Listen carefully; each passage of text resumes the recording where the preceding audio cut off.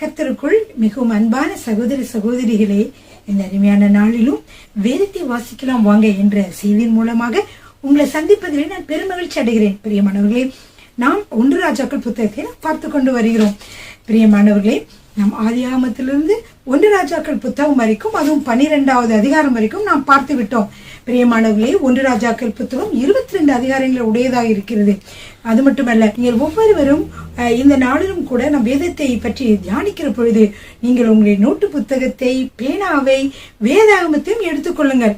நாம் பழைய உடன்படிக்கையில, நாம் புதிய உடன்படிக்கையில இருக்கிறோம். சோ இதனால இந்த பழைய உடன்படிக்கை, புதிய உடன்படிக்கை பற்றிய காரியங்களை நான் உங்களுக்கு பிற்பாடு விளக்கமாக அதை நான் தெரிவிக்கிறேன்.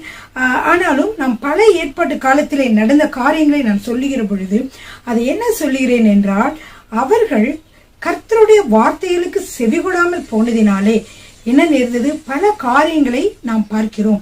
சாலமனுடைய வாழ்க்கையிலும் கூட கர்த்தர் அவனை மிகவும் நேசித்தாலும் பல காரியங்களை, நன்மையான காரியங்களை, அவனுக்கு தாளந்துகளையும் கொடுத்திருந்தாலும் கூட அவன் என்ன செய்து விட்டான் என்றால், பிற்காலங்களிலே கர்த்தருக்கு முக்கியத்துவம் கொடுக்காமல் அவன் மனமுடித்த பெண்களுக்கே மிகவும் முக்கியத்துவம் கொடுத்ததினாலே அவன் வாழ்க்கையிலே எவ்வளவு வாழ்க்கையிலும் அரசியலிலும், அதாவது அவனுடைய அரசாட்சியிலும் எவ்வளவு சீர்கேடுகள் வந்தது என்று சொல்லி நீங்கள் அனைவரும் அறிந்திருக்கிறீர்கள். அவருடைய பிள்ளையாகிய ரெகொபெயாம் ஆட்சிக்கு வர முடியாதபடிக்கு அதை அவர் வந்தாலும் அவருக்கு 2 கோத்திரங்கள் மட்டும் 10 கோத்திரங்களை யெரொபெயாம் என்ற சாலமனுடைய ஊழியக்காரருக்கு கர்த்தர் கொடுத்தார் என்று சொல்லி பார்க்கிறோம். பிரியமானவர்களே, எனவே நம்முடைய வாழ்க்கையிலும் நாம் கர்த்தருக்கு பிரியமானவர்களாக அவருடைய சொல்படி, அவருடைய சித்தத்தின்படி நாம் நடக்கிற வேளையிலே நம்முடைய வாழ்க்கையில எப்பொழுதும் சந்தோஷமும் சமாதானம் தான் பிரியமானவர். ஆனால் கர்த்தர் கூட நமக்காக ஒரு விசை என்ன 2 விசை கூட சாலமனுக்கு அவர் தரிசனமாகி சொன்னார், நீ இந்த மாதிரிலாம் செய்யக்கூடாது என்று சொல்லியும் அவர் கர்த்தருக்கு முக்கியத்துவம் கொடுக்காமல், அவருடைய வார்த்தைக்கு முக்கியத்துவம் கொடுக்காமல், அவர் பெண்களுக்கு, அவருக்கு திருமணம் முடித்த பெண்களுக்கே அவர் முக்கியத்துவம் கொடுத்து அவருடைய வார்த்தையின்படியே நடந்ததினாலே, அதுவும் தெய்வீக பெண்களாகவோ கர்த்தருடைய வார்த்தைக்கு கீழ்ப்படுகிற பெண்களாகவோ இல்லை. பெண்கள் என்றால் எல்லா பெண்களும் மனைவிகளும் சொல்றத கேட்கக்கூடாது என்று சொல்லவில்லை. திருமணம் அவர் முடித்திருந்தாலும் தேவனுக்கு சித்தமில்லாத, தேவனை வழிபடாத மற்ற பெண்களாக, தேவனாலே நடத்தப்படாத, அவருடைய ஆவியினாலே நடத்தப்படாத பெண்களாக இருந்ததினாலே அவர்கள் தேவனுக்கு விரோதமான காரியங்களை அவர்கள் சாலமனுக்கு கற்றுக் கொடுத்தார்கள். பிரியமானவர்கள், எனவேதான் சாலமனுடைய ராஜ்யமானது சரிந்தது என்று சொல்லி பார்க்கிறோம். எனவே பிரியமானவர்களே, பாருங்க, சாலமனுடைய கீழ்ப்படியாமையினாலே என்ன விளைவுகள் ஏற்பட்டது? அவனுடைய பிற்காலத்திலே அவர்களுடைய பிள்ளைகள் தான் பாதிக்கப்பட்டார்கள், சந்ததிகள் தான் பாதிக்கப்பட்டார்கள். எனவே நாம் கர்த்தருக்கு கீழ்ப்படிந்து நாம் வாழ்கிற வாழ்க்கையை நாம் சரியாக வாழ்கிற பொழுது கட்டாயமாக நம்முடைய பிள்ளைகள் அதனாலே பலன் பெறுவார்கள். பிரியமானவர்களே, ஹல்லேலூயா, ஆமென். சரிங்க பிரியமானவர்களே, நாம் செய்திக்கு வருவோம். நான் சொன்னேன் 22 அதிகாரங்களை உடைய இந்த 1 ராஜாக்கள் புத்தகமானது 2 பெரும் பிரிவுகளை உடையதாக இருந்தது. ஒன்று ஐக்கிய அரசு, 2வது பிளவுபட்ட அரசு. இந்த பிளவுபட்ட அரசுல பாத்தீங்கன்னா 10 கோத்திரங்களை கர்த்தர் யாருக்கு கொடுக்க, 10 கோத்திரங்களை இஸ்ரவேல் தேசம் என்றும், 2 கோத்திரங்களை யூதா தேசம் என்றும், அங்க இஸ்ரவேலுடைய தேசம் 2ஆக பிளவுபடுகிறது. அதுக்கப்புறமாக என்ன ஆகிறது என்றால், இந்த 2 கோத்திரங்கள் மட்டும் கொண்ட அந்த தேசம் யூதா தேசம் என்றும், 10 கோத்திரங்கள் கொண்ட அந்த தேசமானது இஸ்ரவேல் தேசம் என்றும் அழைக்கப்படுகிறது. பிரியமானவர்களே, இந்த இஸ்ரவேல் தேசத்தை கர்த்தர் யெரொபெயாம் என்கிற சாலமனுடைய வேலைக்காரருக்கு கொடுத்தார். அதே போல சாலமனுடைய மகனாகிய ரெகொபெயாம், அவரை உங்களுக்கு எல்லாருக்கும் தெரியும், அவருக்கு 2 கோத்திரங்களை கொடுக்கப்பட்டது. பிரியமானவர்களே, அப்படி இருக்கிற பொழுது நம்ம இந்த பிளவுபட்ட அரசை நம்ம பார்க்க போறோம். இதுல பிளவுபட்ட அரசை நம்ம 6 வகையாக பிரிக்கிறோம். பிரியமானவர்களே, 1 ராஜ்யத்தின் பிளவு, 12வது அதிகாரம் முதல் 14வது அதிகாரம் வரை. அப்புறம் 2வதாக யூதாவை அரசாண்டு 2 அரசர்கள், அதை பற்றி பின்னாடி பார்க்கலாம். 15வது அதிகாரம், அதுல 1 வசனத்திலிருந்து 24 வசனங்கள் வரை. 3வதாக இஸ்ரவேலை அரசாண்டு 5 அரசர்கள். இந்த பகுதியில 15வது அதிகாரம் 25வது வசனம் முதல் 16வது அதிகாரம் 28 வரைக்கும். அப்புறம் ஆகாப் அரசனுடைய அரசாட்சி இஸ்ரவேல் நாட்டிலே, அதை பற்றியதாக 16வது அதிகாரம் 29வது வசனம் முதல் 22வது அதிகாரம் 40வது வசனம் வரைக்கும் பார்க்கலாம். கடைசியிலே யூதாவில் யோசபாத்தின் அரசாட்சி. இதை 22வது அதிகாரத்திலே 41 வசனம் முதல் 50 வசனங்களிலே யூதாவில் யோசபாத்தின் ஆட்சியை பார்க்கிறோம். அடுத்த 6வது பிரிவாக இஸ்ரவேலிலே அகசியா அரசரினுடைய ஆட்சி. இதை 22ஆம் அதிகாரம் 51 முதல் 53 வரைக்கும் நீங்கள் படிக்கலாம் பிரியமானவர்களே. சரிங்க, எல்லாரும் வேத புத்தகத்தை எடுத்துக்கொள்ளுங்கள்.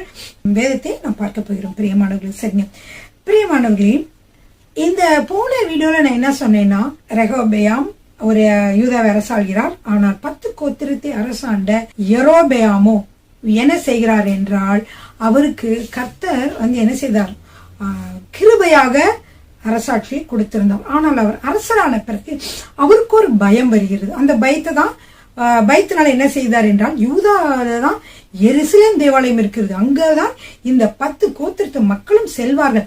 அப்படி செல்கிற வேளையில ஒருவேளைக்கு அவர்கள் யூதா தேசத்தோடு சேர்ந்து கொண்டு என்னை கொன்று விடுவார்கள் என்று பயந்து 2 பொன் கன்று குட்டிகளை சேர்ந்து 2 இடங்களை அவர் வைத்து கோயிலாக, அதுங்க தேவனுடைய, அது மட்டும் இல்ல 2 வச்சுட்டு பேர் அதுக்கு கொடுக்கல. என்ன சொன்னார்னா, கர்த்தருக்கு பண்டிகை கொண்டாட வேண்டும் என்று அங்க போக வேண்டாம், இங்கே கர்த்தருக்கு பண்டிகை கொண்டாடுங்கள் என்று சொன்னார். பிரியமானவர்களே, இது உங்களுக்கு யாத்திரையாம் புத்தகத்திலே நாம் பார்த்த ஒரு காட்சிக்கு ஒப்பாக இருக்கும் என்று நான் நினைக்கிறேன் பிரியமானவர்களே. அதனால்தான் கர்த்தர் இப்படி அவன் செய்ததை பார்த்து அவருக்கு மிகவும் மனம் வேதனையாக இருந்தது. அது மட்டுமல்ல, இதற்காக அவர் என்ன செய்திருக்கலாம், இங்கு தேவாலயத்தை கூட கட்டி இருக்கலாம். ஆனால் அதற்கு பதிலாக 2 பொன் கன்று குட்டிகளை அங்க செய்து வைத்துட்டான் பிரியமானவர்களே. சரிங்க, இப்போ அவன் செய்ததுக்கு அப்புறம் என்ன நடந்தது என்று பார்க்கலாம் பிரியமானவர்களே. இப்பொழுது நம்ம என்ன செய்கிறோம் என்றால், அந்த காரியத்தை பார்ப்பதற்கு முன்பாக சில வசனங்களை உங்களுக்கு சொல்ல விரும்புகிறேன். இவன் 2 பொன் கன்று குட்டிகளை வைத்தது சரியா தவறா, அல்லது ஏன் அது கர்த்தருக்கு பிடிக்காமல் போனது என்று சொல்லி நாம் பார்க்கிறோம். பாருங்க, யாத்திரையாமம் 32வது அதிகாரம் 1 - 4 வசனங்கள். மோசே மலையிலிருந்து இறங்கி வர தாமதிக்கிறதை ஜனங்கள் கட்டபோது அவர்கள் ஆரோனிடத்தில் கூட்டம் கூடி அவனை நோக்கி, எகிப்து தேசத்திலிருந்து எங்களை அழைத்து கொண்டு வந்து அந்த மோசேக்கு என்ன சம்பவித்ததோ அறியோம். ஆதலால் நீர் எழுந்து எங்களுக்கு முன் செல்லும் தெய்வங்களை எங்களுக்காக உண்டு பண்ணும் என்றார்கள். மோசே 40 நாட்கள் மலையிலே கர்த்தரோடு பேசிக்கொண்டு கர்த்தர் கொடுக்கிற அந்த கட்டளைகளெல்லாம் வாங்கி கொண்டு வருவதற்காகவும் கர்த்தரோடு பேசுவதற்காகவும் சென்றார். உடனே இந்த மக்கள் இன்னும் வரவில்லை என்று அவர்களால் என்ன செய்ய முடியவில்லை, காத்திருக்க முடியவில்லை. அவர்கள் ஆரோனை நோக்கி, எப்படி என்ன ஆயிற்று மோசேக்கும் தெரியவில்லை, ஆனால் எங்களுக்கு முன் செல்லக்கூடிய தெய்வங்களை நீ எங்களுக்கு உண்டு பண்ணும் என்றார்கள். அதற்கு ஆரோன், உங்கள் மனைவிகள் குமாரர் குமார்த்தியுடைய காதுகளில் இருக்கிற பொன் அணிகளை கலற்றி என்னிடத்தில் கொண்டு வாருங்கள் என்றார். ஜனங்கள் எல்லோரும் தங்கள் காதுகளில் இருந்த பொன்னணிகளை கலற்றி ஆரோனிடத்தில் கொண்டு வந்தார்கள். அவர்கள் கையில் இருந்து அவன் அந்த பொன்னை வாங்கி சிற்ப கருவியினால் கருப்பிடித்து ஒரு கன்று குட்டியை வார்ப்பித்தான்.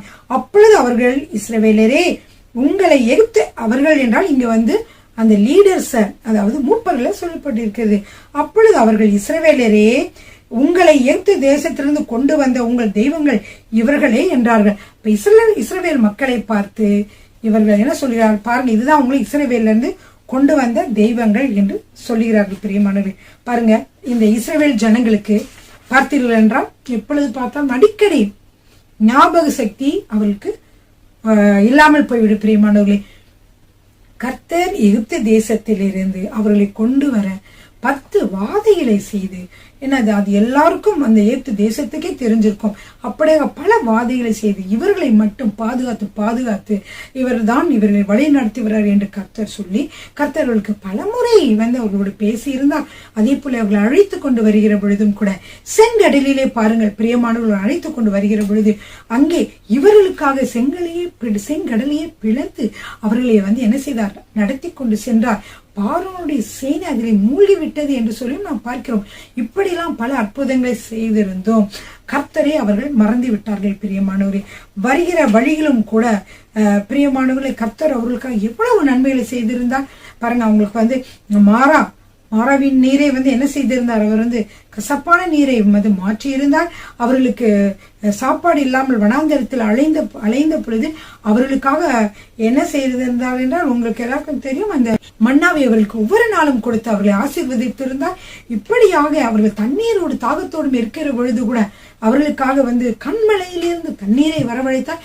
அப்படி நடத்தி வந்த தேவனை அவர்கள் மறந்து விட்டார்கள். அவர்கள் எல்லாரும் என்ன சொல்கிறார்கள் என்றால், எங்களை எகிப்திலிருந்து கொண்டு வந்த தேவன் யார்? கன்றுக்குட்டிகளை செய்து அதை சொல்றாங்க, இதுதான் உங்களை எகிப்து தேசத்திலிருந்து கொண்டு வந்தது என்று சொல்லி மூப்பர்கள் எல்லாம் சொல்லுகிறார்கள் என்று சொல்லி பார்த்தோம். இப்படியாக தேவன் என்னென்ன செய்தார், யார் அவர்களை எகிப்து தேசத்திலிருந்து அழைத்து வந்தார் என்று சொல்வதே அவர்கள் மறந்து விட்டார்கள். பிரியமானவர்களே, அப்படியாக நாம் இருக்கக்கூடாது. நம்மை ஆரம்பத்திலே கர்த்தர் அழைத்த விதத்தை நாம் நினைவு கூற வேண்டும். நம்மை ஆரம்பத்திலே கர்த்தர் புதிதாக நம்மை அழைத்த பொழுது அவர் நமக்கு என்னென்ன நன்மைகளை செய்தார், எப்படியெல்லாம் நம்மளை விடுதலை செய்து கொண்டு வந்தார் என்பதை நாம் காலங்கள் கடந்த பொழுதும் நாம் மறக்க கூடாது. பிரியமானவர்களே, எப்பொழுதும் அதை நாம் நினைவில் வைத்துக் கொள்ள வேண்டும். சரிங்க பிரியமானவர்களே, இப்ப பாருங்க, 1 ராஜாக்கள் 13வது அதிகாரத்துல நம்ம வாசிக்க போகிறோம். 1 ராஜாக்கள் 13வது அதிகாரம் 1ஆம் வசனம் 2ஆம் வசனம். யெரொபெயாம் தூபம் காட்ட பலிபீட தண்டையில் நிற்கல். எங்க யெரொபெயாம் இந்த பொன் கன்றுக்குட்டிகளை செய்தாரு, அங்க இருக்க பலிபீடத்துலதான் போய் நிக்கிறாரு தூபம் காட்டுவதற்காக. யெரொபெயாம் தூபம் காட்ட பலிபீட தண்டிலே நிற்கையில், இதோ தேவனுடைய மனுஷன் ஒருவன் கர்த்தருடைய வார்த்தையின்படியே யூதாவிலிருந்து பெத்தேலுக்கு ஏன் யூதாவிலிருந்து பெத்தேலுக்கு வந்திருக்கிறாரு அப்படின்னா, யூதா தேசத்துலதான் எருசலேம் ஆலயம் இருக்கிறது, அங்குதான் கர்த்தரை வழிபட்டு கொண்டிருந்தார்கள். அப்படிப்பட்ட ஒரு இடத்தில் இருந்து கர்த்தர் என்ன செய்கிறார், நீ இஸ்ரவேலுக்கு போ என்று சொல்லி அனுப்புகிறார். ஏனென்றால் இஸ்ரவேலிலே என்ன நடக்கிறது, பலிபீடங்கள் கட்டப்பட்டு அதிலே பொன் கன்று குட்டிகளை வைத்து அதற்கு பலிபீடத்துல என்ன செய்ய போகிறார்கள், தூபம் காட்ட போகிறார்கள். எனவே இப்படி நடந்து கொண்டிருந்ததுனால யூதாவிலிருந்து தேவனுடைய மனுஷன் ஒருவனை கர்த்தர் அனுப்பினார். அப்படியே அவன் கர்த்தருக்கு சொன்ன வார்த்தையின்படி அவன் அந்த பலிபீடத்தை நோக்கி, பலிபீடமே பலிபீடமே, இதோ தாவீதின் வம்சத்தில் யோசியா என்னும் பேருள்ள ஒரு குமாரன் பிறப்பான். அவன் உன்மேல் தூபம் காட்டுகிற மேடைகளின் ஆசாரியர்களை உன்மேல் பலியிடுவார். மனுஷரின் எலும்புகளும் உன்மேல் சுட்டரிக்கப்படும் என்பதை கர்த்தர் உரைக்கிறார் என்று கர்த்தருடைய வார்த்தையை அவன் கூறுகிறான். பிரியமானவர்களே, இப்படியாக கர்த்தர் சொல்லுகிறாரு, இந்த பலிபீடத்துல நீங்க பலியிடுவது அல்லது தூபம் காட்டுவதெல்லாம் எனக்கு மிகவும் அருவருப்பாக இருக்கிறது. இந்த பலிபீடத்தை அழிக்க ஒருவன் வருவான், யோசியா என்ற ஒரு மன்னன் அவன் என்ன செய்வான் என்றால், இந்த பலிபீடத்துல 7 மனுஷரின் எலும்பை கூட சுட்டரிப்பான் என்று சொல்லி கர்த்தர் அந்த கோபமாக அங்க சொல்லுகிறார். அதற்கு அப்புறம் பார்த்தீர்கள் என்றால், அந்த யெரொபெயாம் என்ன பண்ணுகிறான் என்றால், திரும்பவுமாக அப்படி சொல்ல பொழுதும் கூட அவன் அதற்கு கீழ்ப்படியவில்லை. அவன் உடனே என்ன செய்தான் என்றால், சொன்ன அந்த வார்த்தைகளை சொன்ன அந்த தேவனுடைய மனுஷனை பார்த்து, இவனை பிடியுங்கள் என்று கையை நீட்டினான். இப்படி கையை நீட்டின உடனேயே பிரியமானவர்களே, அவனுடைய கை திரும்பவும் எடுத்துக்கொள்ள முடியாதபடிக்கு அப்படி என்ன ஆகிவிட்டது, அப்படியே உறைந்து விட்டது பிரியமானவர்கள். அதாவது அப்படி கை நீட்டப்பட்ட விதமாகவே ஆகிவிட்டது. அது திரும்பமாக அவன் எடுக்க முடியவில்லை. அப்படிப்பட்ட ஒரு சூழ்நிலையில் இருக்கிற பொழுது மன்னன் மிகவும் கலங்கினான். சொன்னான், ஐயோ தேவனுடைய மனுஷன் எனக்காக ஜெபம் பண்ண, என்னுடைய கை முன் மாதிரி ஆகட்டும் என்று சொன்ன உடனே அந்த கை திரும்பவும் ஆகும்படியாக கர்த்தர் உதவி செய்தார். பிரியமானவர்களே, சரிங்க, எல்லாரும் எடுத்துக்கொள்ளுங்க. 1 ராஜாக்கள் 13வது அதிகாரம் 1லிருந்து 2 வரைக்கும் வாசித்தேன். இந்த 13வது அதிகாரத்திலேயே ஒரு சில வினோதமான காரியங்கள் நடைபெறுகிறது. அதை பார்ப்போமா பிரியமானவர்களே? இப்ப தூபம் காட்ட யெரொபெயாம் இருக்கும் போது யாரு வரா, யூதாவிலிருந்து ஒரு தேவனுடைய மனுஷன் வருகிறார். அவர் கர்த்தர் சொன்ன வார்த்தைகளை உரைக்கிறார். அப்பொழுது சொல்லி அன்றைய தினமே அவன் ஒரு அடையாளத்தை சொன்னான். என்ன அடையாளம்னா, அன்றைய தினம் அவன் ஒரு அடையாளத்தையும் சொல்லி, இதோ இந்த பலிபீடம் வெடித்து இதன் மேல் உள்ள சாம்பல் கொட்டுண்டு போகும், கர்த்தர் உரைத்ததற்கு இதுவே அடையாளம். இந்த வார்த்தை கர்த்தரிடமிருந்துதான் வந்ததா என்று நீங்கள் நினைக்க வேண்டாம். அப்படி நினைத்து வேண்டாம். அதற்கு அடையாளம் என்னவென்றால், இந்த பலிபீடமானது சிதறி அதில் இருக்கிற சாம்பல் எல்லாம் கீழே கொட்டி போகும் என்று இந்த தேவனுடைய மனுஷன் தீர்க்கதரிசனம் சொல்லுகிறார். அப்பொழுது என்ன நடக்கிறது, இதை கேட்ட தேவனுடைய மனுஷன் கொண்ட வார்த்தையை ராஜாவை யெரொபெயாம் கேட்ட பொழுது, அவனை பிடியுங்கள் என்று தன் கையை பலிபீடத்திலிருந்து நீட்டினான். அவனுக்கு விரோதமாய் நீட்டின கை தன்னிடமாக முடக்க கூடாதபடிக்கு அது மறுத்து போயிற்று என்று சொல்லி பார்க்கிறோம் பிரியமானவர்களே. அடுத்ததாக பாருங்க, தேவனுடைய மனுஷன் கர்த்தருடைய வார்த்தையால் குறித்திருந்த அடையாளத்தின்படி பலிபீடம் வெளுத்து சாம்பல் பலிபீடத்திலிருந்து கொட்டுண்டு போயிற்று. அப்பொழுது ராஜா தேவனுடைய மனுஷனுக்கு பிரதித்திரமாக இதெல்லாம் நடந்தோன்னா அந்த ராஜா பயந்துட்டான். அவன் என்ன செய்யறானா, நீ உன் தேவனாய் கர்த்தருடைய சமூகத்தை நோக்கி வேண்டிக் கொண்டு என் கை முன்போல் இருக்கும்படிக்கு எனக்காக விண்ணப்பம் பண்ண வேண்டும் என்றான். அப்பொழுது தேவனுடைய மனுஷன் கர்த்தருடைய சமூகத்தை நோக்கி வருந்தி விண்ணப்பம் செய்தான். ராஜாவின் கை முன்னிருந்தபடியே சீர்பட்டது. இப்பொழுது ராஜா என்ன செய்யறார், அந்த மனிதனை பார்த்து ரொம்ப சந்தோஷமாக வா என்னோட இன்னைக்கு என்னோட வீட்டுல இளைப்பாரு என்று சொல்கிறார். ஆனால் அவன் என்ன சொல்கிறான் என்றால், அவரை நோக்கி நீர் எனக்கு உம்முடைய வீட்டுல பாதி கொடுத்தாலும் எனக்கு வேண்டாம், அது மட்டும் இல்ல நான் உம்மோடு வருவதும் இல்லை, ஏன்னா அது மட்டும் இல்ல இந்த ஸ்தலத்தில் அப்பம் புசிப்பதும் இல்லை தண்ணீர் குடிப்பதும் இல்லை என்று சொன்னான். ஏனென்றால் ஆண்டவர் அவனிடம் ஒன்னு சொல்லி இருந்தார். என்ன சொல்லி இருந்தார், நீ 9வது வசனத்துல நீ அப்பம் புசியாமலும் தண்ணீர் குடியாமலும் போன வழியாய் திரும்பாமலும் இரு என்று கர்த்தர் தம்முடைய வார்த்தையால் எனக்கு கட்டளையிட்டு இருக்கிறார் என்று சொல்லி அந்த ராஜா கிட்ட சொல்லிட்டு அவன் பெத்தேலுக்கு வந்த வழியாய் திரும்பாமல் வேறு வழியாய் போனான். ஆனால் இது ஒரு கிழவனான ஒரு தீர்க்கதரிசி, இஸ்ரேல இருக்க ஒரு தீர்க்கதரிசி பார்த்துக்கிட்டே இருந்தான். அவன் என்ன செஞ்சானா, அவனுடைய பிள்ளைங்கிட்ட சொல்லி எனக்கு என்ன போய் அந்த தீர்க்கதரிசியை போய் நான் மீட் பண்ண போறேன், இன்னமும் எவ்வளவோ பிரச்சனைகள் நிறைந்ததாக இப்பொழுது நாடு இருக்கிறது. எல்லாத்துக்கும் காரணம் அந்த கன்றுக்குட்டிகளை வணங்கினதுனால்தான். ஆனா அவன் என்ன நினைக்கிறான், என்ன காரணம் தெரியல, தீர்க்கதரிசி வந்திருக்காரு, இவர்கிட்ட போய் நம்ம எப்படி அதை கேட்டுக்கலாம் சொல்லி நினைத்து கொண்டு அவங்களுடைய குமாரனை சொல்றான், எனக்கு சேனம் கட்டி கொடுங்க கழுதையில அந்த வச்சு நான் போய் என்ன செய்யறேன், அவன் கழுதை மேல ஏறி நான் போய் பார்த்துட்டு வந்துடுறேன். அப்ப வேகமா அந்த அப்பா போகும் பொழுது அங்க தேவனுடைய மனுஷன் போயிட்டு இருந்தார் இல்லையா, அந்த தீர்க்கதரிசி அவர் ஒரு கர்வாலி மரத்தாண்டையில நிக்கிறத பார்த்த உடனே அங்க போய் அவர் கேட்கிறாரு, யூதாவிலிருந்து வந்த தேவனுடைய மனுஷன் நீர்தானா என்று அவனை கேட்டதற்கு அவன் நான் தான் என்றான். அப்பொழுது அவனை நோக்கி என்னோட வீட்டுக்கு வந்து அப்பம் புசியும் என்றான். அதற்கு அவன், நான் உம்மோடே திரும்பவும் உம்மோடே உள்ள போகவும் மாட்டேன், இந்த ஸ்தலத்திலே உம்மோடே நான் அப்பம் புசிக்கவும் தண்ணீர் குடிக்கவும் மாட்டேன். ஏனென்றால் ஆண்டவர் என்ன சொன்னார், அப்பம் புசியாமலும் தண்ணீர் குடியாமலும் நீ போன வழியை திரும்பாமலும் 3 காரியத்தை ஆண்டவர் சொல்லியிருக்காரு அப்படின்னு சொல்றான். ஆனா இதை கேட்ட அந்த இஸ்ரவேல் இருக்கக்கூடிய தீர்க்கதரிசியானவன் என்ன செய்கிறான், அவனை ஏமாற்றுகிறதை பார்க்கிறோம். இப்பொழுது உண்மையான தீர்க்கதரிசி இல்லை, அவன் என்ன செய்கிறான் என்றால் பொய்யாக அவர்கிட்ட சொல்றான். என்ன சொல்றான் பாருங்க, 18வது வசனத்துல, அதற்கு அவன், உண்மை போல நானும் ஒரு தீர்க்கதரிசிதான், அவன் அப்பம் புசித்து தண்ணீர் குடிக்க நீ அவனை திருப்பி என் வீட்டுக்கு அழைத்து கொண்டு வா என்று ஒரு தூதன் கர்த்தருடைய வார்த்தையாக என்னோட சொன்னான் என்று அவனிடத்தில் பொய் சொன்னான்.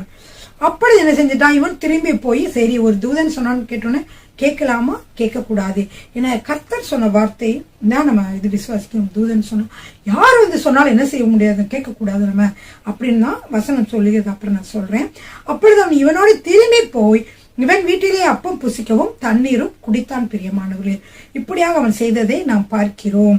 அப்பொழுது இதை பத்தி வாசிக்கலாமா? இப்ப 1 ராஜாக்கள் 18வது வசனத்துல இப்ப கொஞ்ச நேரத்துக்கு மட்டும் வாசித்தேன் இல்லையா, என்ன சொன்னான்னா, இப்படி ஒரு தூதன் என்ன சொன்னான், இப்படியாக சொன்னார் என்று சொல்லுகிறார். கர்த்தருடைய வார்த்தையாக தூதன் சொன்னான்னு சொல்றாரு. ஆனா உண்மையிலே நாம் வசனத்தை எடுத்து பார்த்தோம் என்றால் கலாத்தியரிலே நாம் வாசிக்கலாம். பிரியமானவர்களே, பவுல் கலாத்தியருக்கு எழுதின நிருபம் 1ஆம் அதிகாரம் 8வது வசனம். பவுல் என்ன செய்கிறார், இயேசு கிறிஸ்து மரித்த பின்பு இயேசு கிறிஸ்துவோடு பேசின வார்த்தைகள், கர்த்தர் வெளிப்படுத்தின வார்த்தைகள் எல்லாம் சொல்லிக் கொண்டு வருகிறார். சுவிசேஷமாக கிருபையின் சுவிசேஷத்தை சொல்லிக் கொண்டு வருகிறார். அப்படி அவர் வருகிற பொழுது என்ன சொல்கிறார் பாருங்க, 6வது வசனம், 1ஆம் அதிகாரம் 6வது வசனம். உங்களை கிறிஸ்துவின் கிருபையினாலே அழைத்தவரை நீங்கள் இவ்வளவு சீக்கிரமாய் விட்டு வேறொரு சுவிசேஷத்திற்கு திரும்புகிறதை பற்றி நான் ஆச்சரியப்படுகிறேன். வேறொரு சுவிசேஷம் இல்லையே. சிலர் உங்களை கலகப்படுத்தி கிறிஸ்துவனுடைய சுவிசேஷத்தை புரட்ட மனதாய் இருக்கிறார்களே அல்லாமல் வேறல்ல.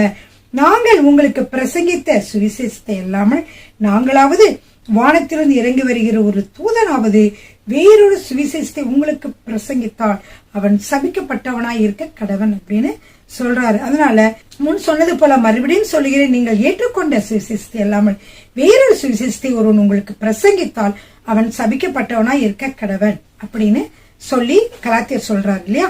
அப்படி இருக்கும் பொழுது இங்க பாத்தீங்கன்னா 18வது வசனத்துல என்ன பார்த்தோம்னா, இந்த இஸ்ரவேலில இருக்கக்கூடிய தீர்க்கதரிசியானவர். அங்க தேவனுடைய மனுஷன் யார சொன்னா யூதாவிலிருந்து வந்தவர் தேவனுடைய மனுஷன் என்று வைத்துக் கொள்ளுங்கள், இவர் தீர்க்கதரிசி என்று வைத்துக் கொள்ளுங்கள். இந்த தீர்க்கதரிசியும் 2 பேருமே தீர்க்கதரிசி, 2 பேரும் தேவனுடைய மனிதர்கள் தான். அப்ப இந்த இஸ்ரவேல் சொல்றாரு, இஸ்ரவேலுக்கு கூடிய அந்த தீர்க்கதரிசி சொல்றாரு, தூதன் தான் சொன்னாரு நீ என்னோட வீட்டுக்கு வேணும். அவரும் அதே மாதிரி செஞ்சு வந்துட்டாங்கன்னா அது தவறு. அதனால அவர் பின்னாடி என்ன ஆகுதுன்னா 20வது வசனத்திலே அவர்கள் பந்தியில் உட்கார்ந்து இருக்கிற பொழுது அவனை திருப்பிக் கொண்டு வந்த தீர்க்கதரிசிக்கு கர்த்தருடைய வார்த்தை உண்டானதினால் அவன் யூதாவிலிருந்து வந்த தேவனுடைய மனுஷனை பார்த்து சப்தமிட்டு, உன் தேவனாகிய கர்த்தர் உனக்கு கற்பித்த கட்டளை நீ கை கொள்ளாமல் கர்த்தருடைய வாக்கை மீறி. இப்ப இது யார் சொல்றா? தூதன் சொன்னானே என்று பொய் சொன்னான் இல்லையா, அந்த தீர்க்கதரிசியிடமே கர்த்தர் பேசுகிறார். அதனால அவன் சொல்றான், உன் தேவனாய கர்த்தர் உனக்கு கற்பித்த கட்டளையை நீ கை கொள்ளாமல் கர்த்தருடைய வாக்கை மீறி அப்பம் புசிக்கவும் தண்ணீர் குடிக்கவும் வேண்டாம் என்று அவர் விளக்கின ஸ்தலத்திற்கு நீ திரும்பி போய் அப்பம் புசித்து தண்ணீர் குடித்தபடியா உன்னுடைய பிரேதம் உன் பிதாக்களின் கல்லறையிலே சேருவதில்லை என்று கர்த்தர் சொல்லுகிறார் என்றார். கர்த்தர் பாருங்க, அந்த காலத்துல பரிசுத்த ஆவியானவர் வந்துட்டு தான் போவாரு. ஏதாவது முக்கியமான விஷயங்களை சொல்லிட்டு போயிருவாரு. அப்படியாக இருந்தார். அதனால பரிசுத்தாவியானவர் என்ன செஞ்சானா இவர்கிட்ட சொல்றாரு. சொல்லுகிற பொழுது கர்த்தருடைய ஆவியானவர் சொல்லுகிற பொழுது என்ன செஞ்சுட்டு அப்படி சொன்னோடனே இவனுக்கே பயமாயிருச்சு. உன்னை சாப்பிட்டு முடிச்சுட்டு இவனே சொல்றான் நீ செஞ்ச தப்புன்னு. இவன் தான் கூட்டிட்டு வந்து ஆனா இவனே சொல்றான் தீர்க்கதரிசனம் கர்த்தர் சொல்லுகிறாரு. இப்ப திரும்ப கூட்டிக் கொண்டு என்ன போகிறாரு, திருப்பி போன வழியில என்ன செய்யறாரு, அவருக்கு சேனம் வைத்து அந்த தீர்க்கதரிசியை திருப்பி கொண்டு வந்து அவனுக்கு சேனம் வைத்து அவனை அனுப்பி விடுகிறார். ஆனால் அவன் போன பிற்பாடு வழியிலே ஒரு சிங்கம் அவனுக்கு எதிர்பட்டு அவனை கொன்று போட்டது. அவன் பிரேதம் வழியிலே கிடந்தது. கழுதை அதன் அண்டையில் நின்றது, சிங்கமும் பிரேத தண்டையில் நின்றது. அந்த வழியை கடந்து வருகிற மனுஷர் அவளில் கிடைக்கிற பிரேதத்தையும் பிரேதத்தண்டையில் இருக்கிற சிங்கத்தையும் கண்டு கிழவனான தீர்க்கதரிசி குடியிருந்த பட்டணத்தில் வந்து சொன்னார்கள். அப்ப என்ன சொல்றாங்க, அந்த தீர்க்கதரிசி இருந்தார்ல, அந்த கிழவனான தீர்க்கதரிசி அவதான் வான் கூப்பிட்டாரு, அப்புறம் சாப்பாடு கொடுத்தாரு, தூதன் சொன்னாருன்னு சொல்லி போய் சொன்னாரு. அப்புறம் கொஞ்சம் நேரம் கழிச்சு இவன் சாப்பிட்டதுனால கர்த்தர் அந்த இவர் மூலியமா சொன்னார், நான் சொன்னேன்ல சாப்பிடக்கூடாது நீ சாப்பிட்டேன்னு சொல்லி ஆண்டவர் பேசுறாரு. இதெல்லாம் கேட்டுட்டு இவர் என்ன செய்கிறாரு, வந்தாரு. இப்ப அவர்கிட்டே போய் இவங்க எல்லாம் சொல்றாங்க, பாருங்க யூதாவிலிருந்து வந்த அந்த தேவனுடைய மனுஷன் இங்க இறந்து கிடைக்கிறார் அப்படி சொல்லி சொல்றாங்க. அப்போ அவர் என்ன செய்யறார் என்றால் அவனை வழியிலிருந்து திரும்ப பண்ண தீர்க்கதரிசி அதை கேட்ட பொழுது அவன் கர்த்தருடைய வாக்கை மீறின தேவனுடைய மனுஷன் தான். கர்த்தர் அவனுக்கு சொன்ன வார்த்தையின்படியே கர்த்தர் அவனை ஒரு சிங்கத்துக்கு ஒப்பு கொடுத்தார், அது அவனை முறித்து கொன்று போட்டது என்று சொல்லி தன் குமாரனை நோக்கி எனக்கு கழுதையின் மேல் சேனம் வைத்து கொடுங்கள் என்றார். அவர்கள் சேனம் வைத்து கொடுத்தார்கள். இந்த மக்கள் எல்லாம் சொல்லணும் அவனுக்கு புரிஞ்சிருச்சு, இது கர்த்தர் சொன்னான்னு சொல்ல வந்த மனிதன் தான், தேவனுடைய மனுஷனுக்கு தான் அப்படி ஆயிருக்கு.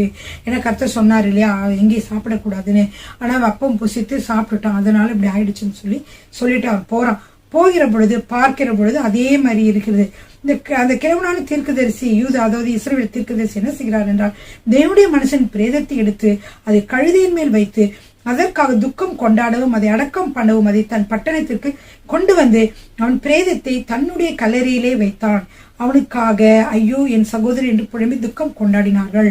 அப்படியாக நடக்கிறது பிரியமானவர்கள். இப்ப அவங்க சொல்றார், அந்த இஸ்ரவேலிலே இருக்கக்கூடிய அந்த வயதான தீர்க்கதரிசி சொல்கிறார், நான் இறந்தாலும் என்ன செய்யுங்க, இந்த கல்லறை மேலேயே அவர் அடக்கம் பண்ணின இடத்துலயே என்ன செய்யுங்க, என்னையும் அடக்கம் பண்ணிருங்கன்னு சொல்லிட்டாரு.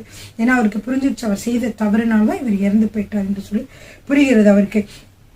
ஆனாலும் கர்த்தர் அவர்கிட்ட பேசினதால அவர் சொல்றாரு, அவன் பெத்தேலில் இருக்கிற பலிபீடத்திற்கும், பெத்தேல் என்ன பலிபீடம் இருக்கு, கன்று குட்டி பொன் கன்று குட்டி உள்ள பலிபீடத்திற்கும் சமாரியாவின் பட்டணங்களில் இருக்கிற மேடைகளாகிய சகல கோவில்களுக்கும் விரோதமாக கூறின கர்த்தருடைய வார்த்தை நிச்சயமாய் நிறைவேறும் என்று சொல்லுகிறார். இந்த நடவடிக்கைக்கு பின்பு யெரொபெயாம் தன் பொல்லாத வழிகளை விட்டு திரும்பாமல் மறுபடியும் ஜனத்தில் ஈனமானவர்களை மேடைகளின் ஆசிரியராக்கினான். இவ்வளவு நடந்த பொழுதும் கூட அந்த யெரொபெயாம் என்ற மன்னர் திருந்தவே இல்லை. அவர் திரும்பவும் ஈனமானவர்களை என்ன செய்தார், கொண்டு மேடையிலே ஆசாரியனாக்கினார் என்று சொல்லி பார்க்கிறோம். சரி பிரியமானவர்களே, அவன் அப்படிப்பட்டவர்கள் மேடைகளில் ஆசாரியனானார்கள். யெரொபெயாமின் வீட்டாரை பூமியின் மேல் வைக்காமல் அதம் பண்ணி அழிக்கும்படியாக இந்த காரியம் அவர்களுக்கு பாவமாக மாறினது. பிரியமானவர்களே, இந்த யெரொபெயாம் திரும்பவும் செய்கிறதுனால ஆண்டவர்களுக்கு மிகவும் என்ன செய்யறதுக்கு ஒரு வழியாய் போய்விட்டது என்றால் இந்த குடும்பமானது அழிவுக்கு நேராக, இவனுடைய காரியத்தினாலே குடும்பமானது அழிவுக்கு நேராக செல்லக்கூடிய ஒரு காரியமாக, ஒரு பாவமாக இங்க இருக்கிறது நம்ம பார்க்கிறோம் பிரியமானவர்களே. அடுத்து பாத்தீங்கன்னா 14வது அதிகாரத்துல பார்க்கிறோம், அக்காலத்திலே யெரொபெயாமின் குமாரனாகிய அபியா வந்து வியாதி படுக்கையிலே விழுகிறான். அப்பொழுது யெரொபெயாம் என்ன செய்யறான்னு தன் மனைவியை கூப்பிட்டு, நீ போய் என்னை வந்து ராஜாவாக மாற்றின ஒரு தீர்க்கதரிசி இருக்கிறார், அகியா என்று பேர், அவரிடமாக நீ போய் நீ யெரொபெயாமுடைய மனைவி என்று சொல்லாதே, நீ போய் அவர்கிட்ட நீ இப்போ ஒண்ணுமே சொல்ல வேண்டாம், நீ போனே அவரே உனக்கு தீர்க்க தரிசனமாக சொல்லுவார், இது என்ன நடக்கும் என்று கேட்டுக்கொண்டு வா அப்படின்னு சொன்னோன்னா அப்படியே யெரொபெயாமுடைய மனைவி போறாரு. ஐயா தீர்க்கதரிசிக்குள்ள போய் தான் யாருன்னு சொல்லல. ஆனா அவருடைய கண்கள் வந்து ஐயாவோட தீர்க்கதரிசி கண்கள் இருளடைந்து இருந்துச்சான். அப்படி இருந்தாலும் கூட கர்த்தர் சொல்றாரு, ஐயாவிடம் சொல்றாரு, என்ன சொல்றாரு, இந்த பாரி இப்ப வந்து யெரொபெயாமோட மனைவி தான் வந்திருக்கிறான், அவனுடைய மகன் சுகவீனமாக இருக்கிறான், அதனால் காரியம் எப்படி முடியுமா என்று தெரிந்து கொள்வதற்காக இங்க வந்திருக்கிறாள். எனவே நீ வந்து கேளு, அவட்ட வந்து பேசு, ஏன் அந்நிய பெண் போல காண்பிக்கிற, நீ உண்மையான உன்னுடைய நீ அங்கிருந்து வந்திருக்க நீ சொல்ல வேண்டியதானே என்று சொல்லி நீ சொல்லு அப்படின்னு சொல்லி சொன்னா உடனேயே சொல்லுகிறார். ஆகையால் வாசற்படியில் பிரவேசிக்கும், அதாவது 14வது அதிகாரம் 6வது வசனம், ஆகையால் வாசற்படிக்குள் பிரவேசிக்கும் அவருடைய நடையும் சத்தத்தை அகியா கேட்ட உடனே அவன் யெரொபெயாம் மனைவியை, உள்ளே வா, உன்னை அந்நிய ஸ்திரியாக காண்பிக்கிறதென துக்க செய்தியை உனக்கு அறிவிக்க நான் அனுப்பப்பட்டேன். நீ போய் யெரொபெயாமை நோக்கி, இஸ்ரவேலின் கர்த்தர் சொல்லுகிறது என்னவென்றால், ஜனத்தினின்று உன்னை நான் உயர்த்தி உன்னை இஸ்ரவேல் எனும் என் ஜனத்தின் மேல் அதிபதியாக வைத்தேன். நான் ராஜ்யபாரத்தை தாவீது வம்சத்தாரின் கையில் இருந்து பிடுங்கி உனக்கு கொடுத்தேன். ஆனாலும் என் கற்பனைகளை கை கொண்டு என் பார்வைக்கு செம்மையானதையே செய்ய தன் முழு இருதயத்தோடும் என்னை பின்பற்றின என் தாசனாகிய தாவீதை போல் இராமல் உனக்கு முன்னிருந்த எல்லாரை பார்க்கிலும் பொல்லாப்பு செய்தாய். எனக்கு கோபம் உண்டாக்க நீ போய் உனக்கு அந்நிய தேவர்களையும் வார்க்கப்பட்ட விக்கிரகங்களை உண்டு பண்ணி உனக்கு புறம்பே என்னை என்ன செய்து விட்டாய், தள்ளிவிட்டாய். அதனால ஆகையால் இதோ நான் யெரொபெயாமுடைய வீட்டின் மேல் பொல்லாப்பை வரப்பண்ணி யெரொபெயாமுக்கு சுவர் மேல் நீர்விடும் ஒரு நாய் முதலாயிராதபடிக்கு இஸ்ரவேலிலே அடைப்பட்டவனையும் விடுபட்டவனையும் சங்காரம் பண்ணி குப்பை கழித்து போடப்படுகிறது போல யெரொபெயாமின் பின்னடியாரை அவர்கள் கட்டோடே அற்று போகும்படி கழித்து போடுவேன் என்கிறார். இப்படியாக அவர்கள் வந்து அவர் சொல்றாரு, இந்த சாகிறவர்களை என்ன செய்யும், ஆகாய்த்து பறவைகள் தான் வந்து தின்னும் என்று சொல்லுகிறதை நாம் பார்க்கிறோம் பிரியமானவர்களே. அதனால நீ எழுந்து போ, நீ போய் கரெக்டா நீ வந்து உன்னுடைய கால்கள் வந்து வீட்டுக்குள்ளே போகும் பொழுது வீட்டுல பிரவேசிக்கையிலேயே உன்னோட பிள்ளையான செத்து போவான் அப்படின்னு சொல்லி முதலே சொல்லிட்டாங்க. எனவே அது மட்டும் இல்ல, அவனுக்காக இஸ்ரவேல் எல்லாரும் துக்கம் கொண்டாடி அவனை அடக்கம் பண்ணுவார்கள். இந்த யெரொபெயாம் வீட்டிலே இவன் ஒருத்தன் தான் கல்லறையில போய் என்ன பண்ணுவான், அடக்கம் பண்ணப்படுவான். மற்றவங்க எல்லாருமே நீங்க என்ன பண்ணீங்க, யாருமே கல்லறைக்கு போகிற அளவுக்கு இல்லாத அளவுக்கு நீங்க எல்லாம் என்ன செய்வீங்க, சங்கரிக்கப்பட்டு போவீர்கள் என்று கர்த்தர் சொல்லுகிறதை பார்க்கிறோம் பிரியமானவர்களே. அடுத்ததாக இந்த ஒரே ஒரு வசனத்தை உங்களிடம் சொல்ல விரும்புகிறேன். என்னவென்றால் பிரியமானவர்களே, அங்க வந்து அந்த கர்த்தருடைய தீர்க்க தரிசனமாக சொல்லப்பட்டது என்னென்னலாம் சொல்லப்பட்டுச்சுன்னு உங்களுக்கு தெரியும்.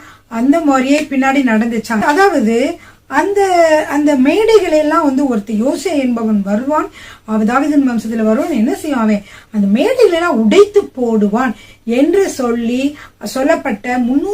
சொல்லப்பட்ட தீர்க்க தரிசனமானது 350 வருடத்திற்கு பிற்பாடு வந்து அது நிறைவேறினது. அது 2 ராஜாக்கள் 23வது அதிகாரம் 15வது வசனத்தில் வாசிக்கலாம். பிரியமானவர்களே, வாசிக்கிறேன். 2 ராஜாக்கள் புத்தகம் 23:15. இஸ்ரவேலை பாவம் செய்ய பண்ணின நேபாத்தின் குமாரனாகிய யெரொபெயாம் பெத்தேலில் உண்டாயிருந்த பலிபீடமும் மேடையும் ஆகிய இவ்விரண்டையும் அவன் இடித்து அந்த மேடையை சுட்டெரித்து தூளாக்கி விக்கிரக தோப்பையும் சுட்டெரித்தான். சொன்னதுபடியே இந்த விக்கிரக தோப்புகள்லாம் சுட்டெரிக்கப்பட்டது பிரியமானவர்கள். இப்படியாக நாம் பார்க்கிறோம் பிரியமானவர்கள். சரிங்க, கர்த்தர் சொன்ன ஒவ்வொரு காரியமே நிறைவேறினதை பார்க்கிறோம். இன்றைக்கு நாம் பார்த்த காரியங்கள் அவற்றை நீங்க ஒரு தடவை வேதத்தை வாசித்து நீங்கள் தெரிந்து வைத்துக் கொள்ளுங்கள் பிரியமானவர்களே. கர்த்தர் உங்களை ஆசீர்வதிப்பாராக. ஆமென். ஹல்லேலூயா. கர்த்தர் உங்களை ஆசீர்வதிப்பாராக.